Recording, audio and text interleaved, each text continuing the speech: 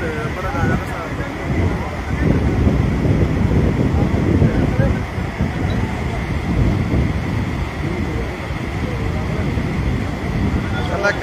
ماشوبې روضت پیری ګوره ګورئ دا یې بل هلته پروت و که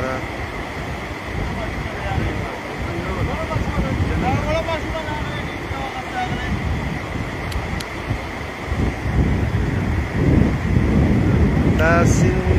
12 کسو کسان د دې راګټ نه راوړي دي زما خیال دی دا درېیم کس دی چې راوتلی